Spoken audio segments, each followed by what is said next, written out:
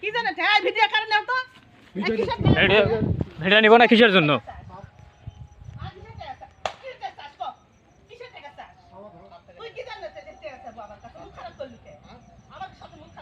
আমি কি আপনার সাথে কথা বলছি?